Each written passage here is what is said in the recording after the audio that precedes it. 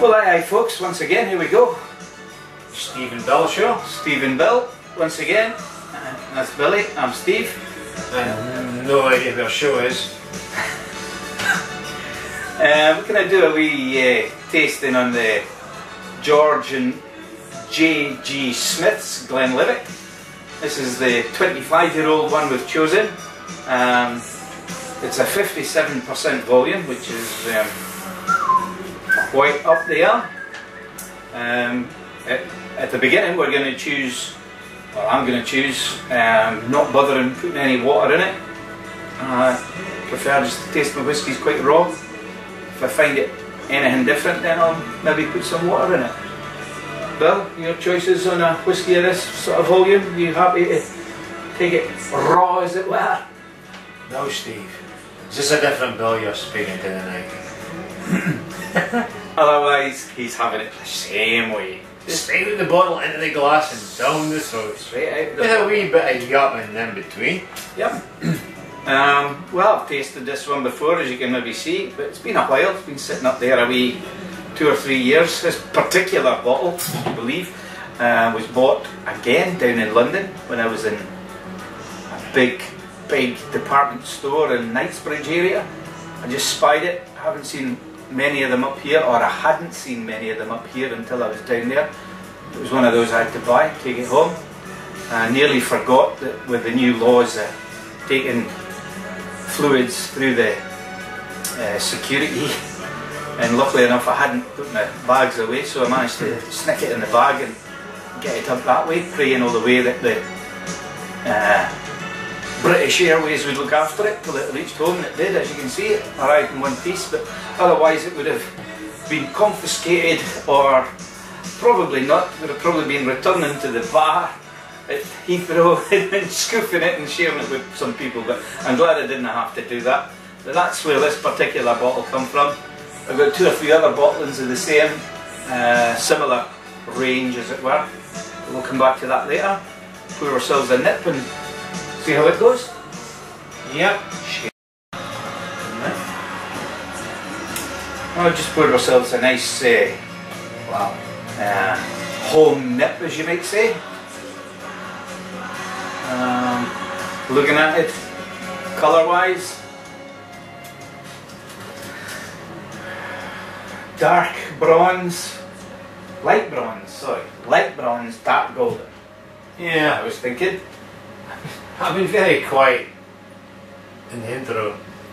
I'm going to probably be quite quiet through this tasting. Don't know a lot about it, do we? Well, this is the thing. I mean, we've drunk it, but we really just don't know a lot about the whisky. Steve's the not busting bug, but no, but you're the George and J.G.Smith's enthusiast. Always a favourite, yeah. And that particularly one that I've favoured for some reason that I've never really experienced much of the whiskies. Really? The Glenlivet whiskies. It's only the ones that I've sampled in Steve's presence and his whiskies. So I'm here as an innocent bystander in some respects, but I'm dying to just get to it, and if I've got positive things to say about this, good. I'm I will just say chip in. Yeah, I mean, my experience with it is maybe 15, 20, 25 years ago. I remember going into a local bar in Aberdeen, that's where we're from, and it was a bar in Aberdeen right in the town centre called Cameron's, and there was a wee snug in Cameron's that had huge amount of malt, single malt whiskies, blends, quite a maybe been a place maybe 20 feet by 10 feet, nice little snug, beautiful old decor in it, fantastic.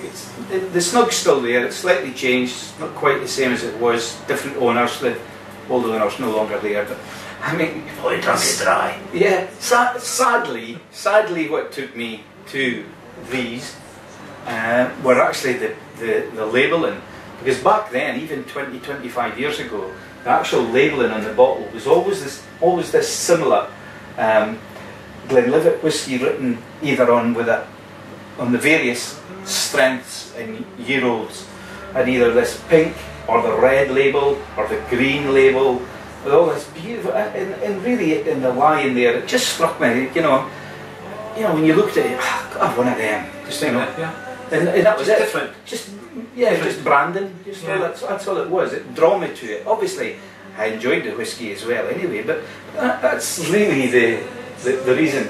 Apart from as well, of course, Glenlivet being Murrayshire, the distilleries in Ballindarragh, which my own family come from, being at Murray, M-U-R-R-A-Y, not M-O-R-A-Y, but it was Ballindarragh that our family come from, so obviously it's pretty close to my heart, and so that's part of the general reason behind it. Smells. Yeah, but it started with, I mean, like green apples, the skin as opposed to the pulp. Then as I went on to nose it a wee bit, I'm just getting this. It's probably the alcohol is bringing the sharpness. Sharp alcohol. Yeah, yeah, and it's almost turned that into a pineapple. Oh, okay, yeah, okay. A pineapple smell. I agree. Yeah, but not a sweet pineapple, just an underripe pineapple. Almost going in there. Yeah, almost a petrol-y thing going on in there as well. A bit petrol-y.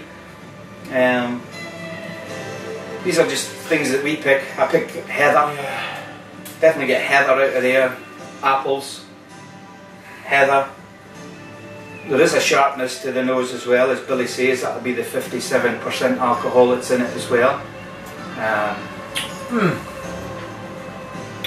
Well, not a lot of legs to it. We're taking it in the traditional tulip glass, as we call it. Maybe the spirit is just sort of cutting through any other substance and body it's in there, and it isn't giving the glass much of a chance to hold it.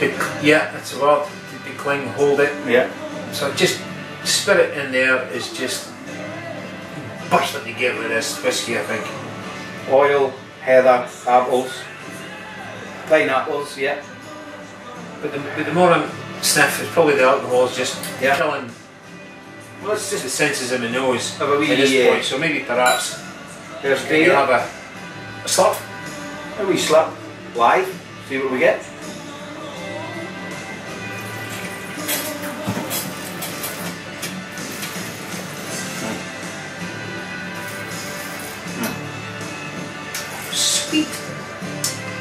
Sweet. Nippy across the tongue. Nippy at the front of the tongue. Flies right across the back. The alcohol just explodes in your mouth. Leaves your tongue tingling at the front. Tingly hot. Just explodes as it goes through the back of your mouth. Opens your everything. Oh, you get almost like eucalyptus. Opens up your sinuses and everything. What it did to me, opened my eyes. The alcohol, wow. Bleedy eyes is the same as making noise. That woke me up. I'm now left with this mutton.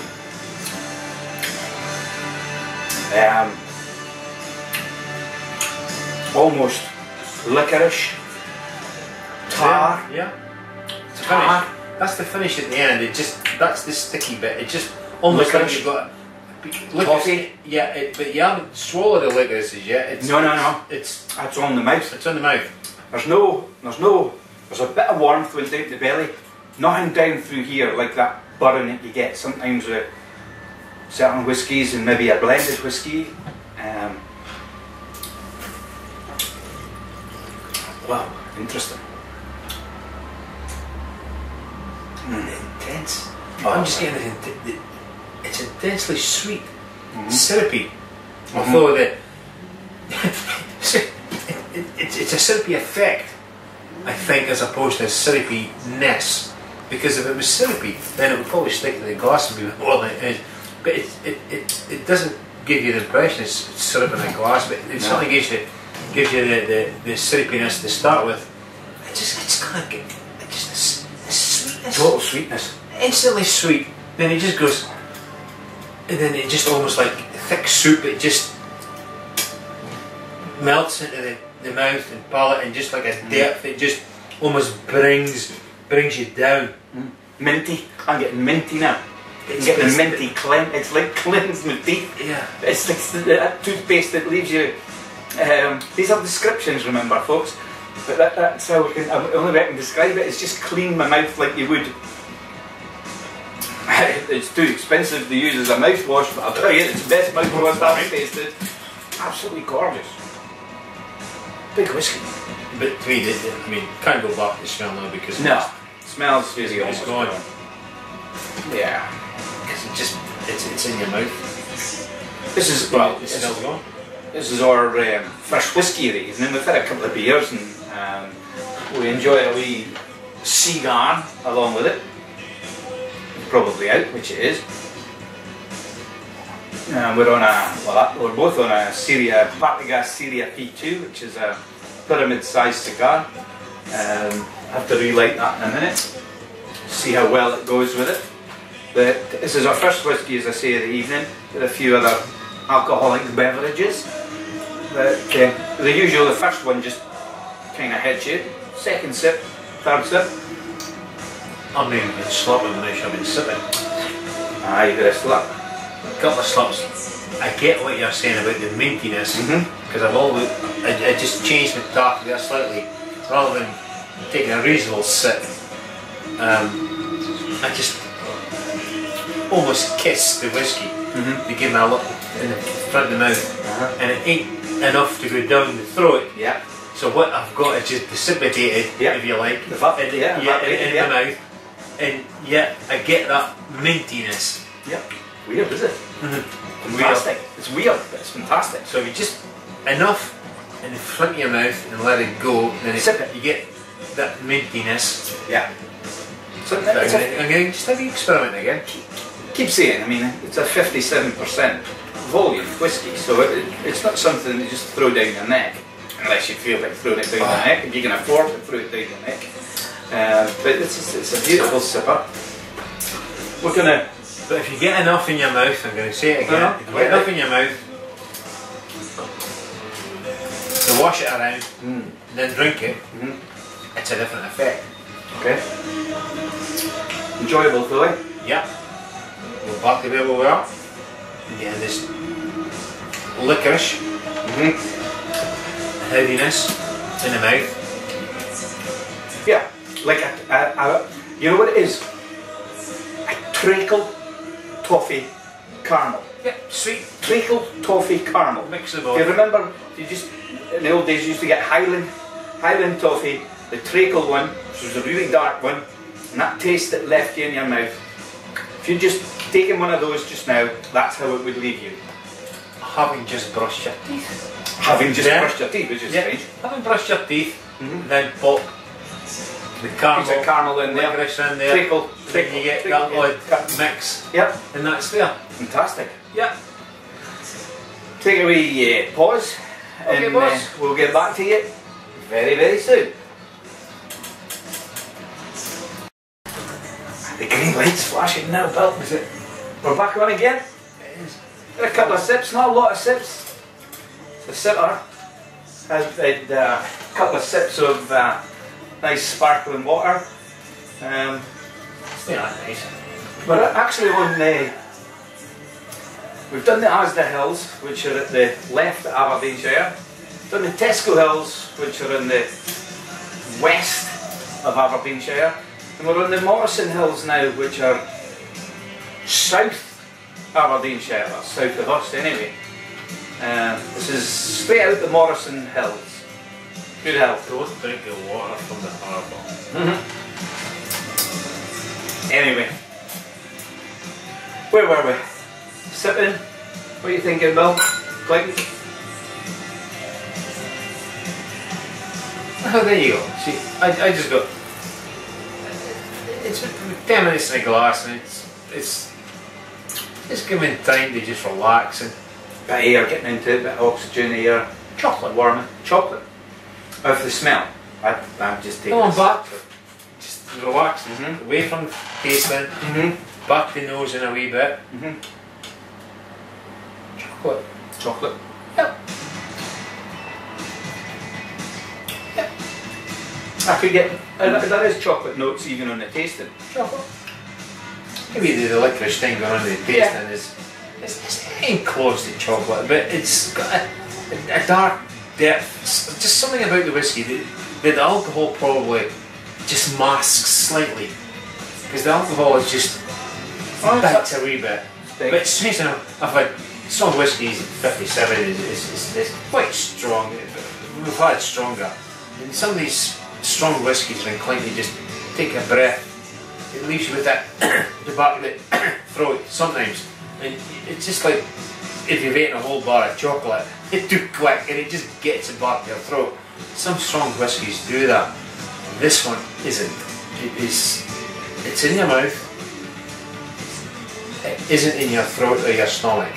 Some of these, again, strong whiskies. It isn't a belly whiskey. It's all in your mouth. Lots of treacle toffee, Highland treacle toffee, memories of childhood.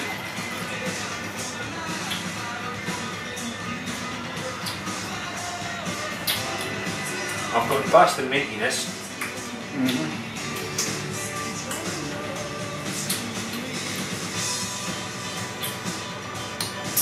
It's still sweet. Very sweet. Sugar syrup going on in there. Oh, like a nippy. Nippy sugar syrup. Nippy. That's one aspect of it. Yeah. And you think about another aspect and another aspect, and there you go. I suppose, well, you're saying that, I mean, I suppose the word would be complex. Yeah. It's a very you're thinking of one complex thing whiskey. at a time. You can't get everything at once. No. So, if you concentrate a wee bit, A lot going on. Dennis Pettis, remember that? Uh-huh. He said the supermodel. What did he say in the side of the garden? Oh yeah, go on. Concentrate. Concentrate. She couldn't do it. She couldn't do it. Yeah. Did you get that, by the way? No, I didn't. We'll translate it later from Ordoric speak. Yeah. I believe I did a bit of reading while I was we were off there a minute. I believe Glenlivet, the malt, is the biggest drunk single malt whiskey in the US of A, and one of the biggest in the world. I think it's a second or something malt brand. I'm not talking this actual one, but the brand Glenlivet. In the USA, it's the #1 malt, and up there in the world. So It's good news. it's quite a thing, isn't it? It's quite a thing. Do you remember how many litres? God, what did it say? Something like 6 million, nearly 6 million litres of Glenlivet whiskey per annum. That's a heck of a lot of whiskey. 6 million bottles. What amount of whiskey we've got to get through there? Million litres. Fantastic, fantastic. It's again, as it said, which kind of have to you. It's the malt that began all malts. It's got some fantastic history. Again, if you want to read up about it, just go into the Glenlivet. You get it through Wikipedia. We're not going to sit here and describe the whole thing from back in the 17th, 18th century and everything like that, telling you when it began and how unlicensed and all the different licensing laws that came through. I mean, that's the boring bit. The boring in the book bit. It's interesting. It's interesting. Yeah, it's a different. But it's a different slant on it. But this is to give different you story. This is just our little thoughts flavour on it. If you like it, you want to appreciate it, you dig into it and then look it up yourselves. I mean, there are other Glenlivets, but these, the George and J.G.Smith, the George is the father, the original owner, and the J.G.Smith was the youngest son of George back in the 1800s and somethings, and they started the distillery back then, along with another Cairn Gorm at about the same sort of time they had, which is now defunct, long time ago, but this one's still going. It was going, it's one of the only ones that's never closed, apart from a short period of time during World War II. Through the Great Depression it didn't, it carried on. That's some of the boring bits, but that's just a taster of what there is. There's plenty to learn about it. It's got a fantastic, it's by the way, just before you do, it's got a fantastic, what's the word I'm looking for? Okay. No, I'm not on the flavours. Visitors. It's got a fantastic visitors centre, which we visited when we were up there about 3 or 5 years ago. We had a little look through it. Fantastic. Well worth a visit. Anybody that's watching this, if you get yourself across to Scotland, up to Morayshire, into Ballindalach, there's about 20-40 distilleries up and around Dufton, Aberlour, Ballindalach. You won't go wrong. This is one of the good ones, one of the great visitor centres to see. Tells you all the history right from the illicit stills that they had right through to modern day distilling. Very good, and there's plenty around there that will keep you going. Just knock on our door and we'll hire a minibus and we'll take you up there, as long as you're paying. Sorry, anyway, yeah, bouquets, whatever. No, I'm just trying to throw some words in. My little experience in whisky, certain things about this particular bottle is that it's a Gordon and McPhail bottling. Sure it is. It's Glenlivet is I think it's Pernod Ricard owned, but the bottlers are Gordon and McPhail, apparently the largest bottlers of whisky in I would say the world, because it's Scotch. I mean, it may not be the biggest bottlers of whisky in general in the world, but Gordon McPhail bottle a lot of different whiskies from different distilleries and independent bottlers. So they probably buy up the Glenlivet whisky, wait aside and whatever bonded warehouse they've got, however they do it. Then they produce their own slant on it. So you'll get a Glenlivet whisky in a different bottle, because it's probably perhaps from a different bottler of the distillery itself. Correct. But Gordon and McPhail are the guys to look out for, because they do a lot of wonderful stuff, their own thing, and this is their particular brand of the 15-year-old 57 volume Glenlivet whisky. I've also got the, what did I work out? I've got the 15-year-old, which comes in a slightly darker, deeper red label across here. I've also got the 21-year-old, which comes in a green label across there. I think there's 2 or 3 other purple labelled one, I can't remember, but going to get my hands on them all, and you should try and grab them while you can, because I really reckon these are going to be, they're going to go. I don't think these are, the old styled ones are going to be there forever. Grab them and keep them. I'm just wondering if this particular bottle at 57 volume might just be, as you get it, it's just straight out of the barrel into the bottle. It ain't been mixed with anything, water or other barrels to produce a specific flavour. It may be just as you get at this one. So it may be that it says 15 years old, 57 volume, that's the barrel it came out of. Amount of bottles, so some bottles tell you the batch number, barrel, whatever, and the amount of bottles came out of the barrel. This one maybe doesn't tell you. Doesn't tell you any of that. It's a bottling, it tells you very little other than just what it says in the label. So it may be that if you get another Glenlivet 15-year-old 57 volume, it just have a slightly different flavour, because it may just be straight out. It will, rather than trying to be contrived to be a specific flavour, mixed with other 15-year-old Glenlivet whiskies. Yeah, I've got the 18-year-old Glenlivet, the Glenlivet whisky, which is straight out of the distillery, not via Gordon McPhail.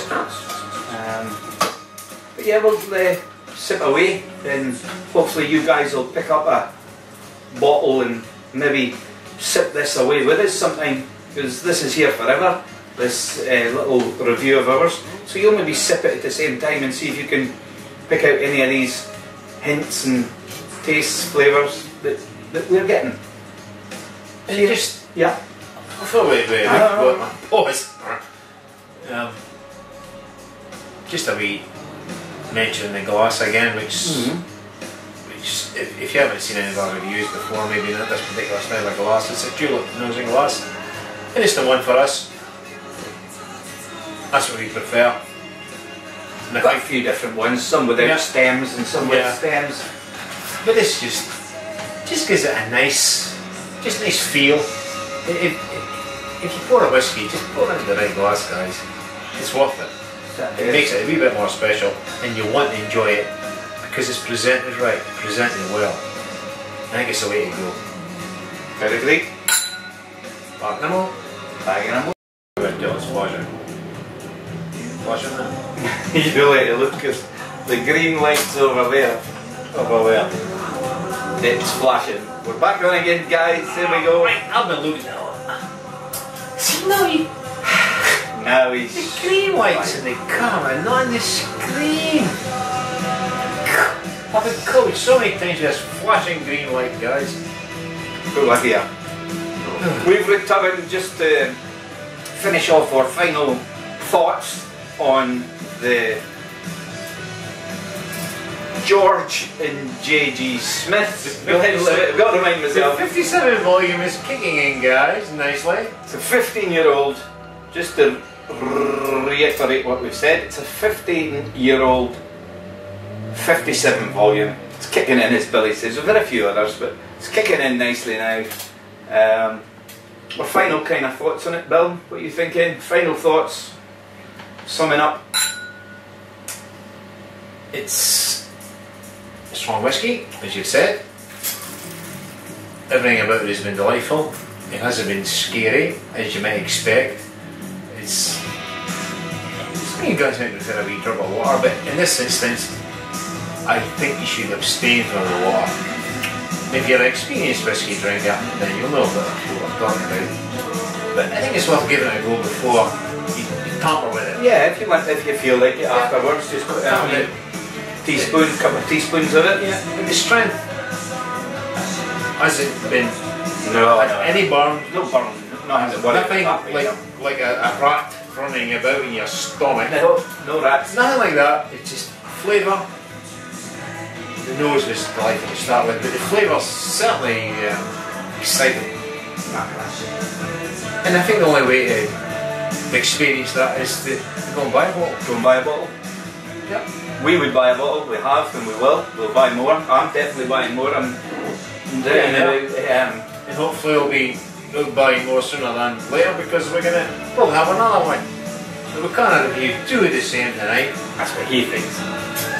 Oh, yeah, two when he's not again. See, you nip out for 2 minutes. He goes to have a pee. Just don't. He goes to have a pee. A wee. I know. And he's just stopping it up. Like that. See, there's mates for you. However, yep. Rolling it up. Great whiskey. Buy it. Score, difficult. We don't really score. We score our cigars, but scoring a whiskey, this. I mean, if we score it in the same way as we score cigars, which is out of 100, this to me is in the 90s. It's about 95. No doubt. Maybe even Absolutely 96. It's sort of do with flavours, complexity. Yeah, I thought we haven't probably done the complex thing because we're heathens, you know, we just enjoy what we do. And you'll get some of these other racks, if you like, little pickles, hundreds of things out of there and boy in there. But we're guys who just like to enjoy ourselves and we're enjoying us regular whiskey. Fantastic. And if you're an anorak, by the way, there's nothing wrong with that. No. But we're no anoraks, it's just a down my face. Don't take any offence with that. No offence, just that's what we like. It's just good stuff. Yeah, 57 volume is surprisingly smooth and palatable. Glenlivet? Do you? Glenlivet. That's what we do. Glenlivet. We Glenlivet. All the best, everyone. Guys. Thanks for your time. Root toot. And we're out.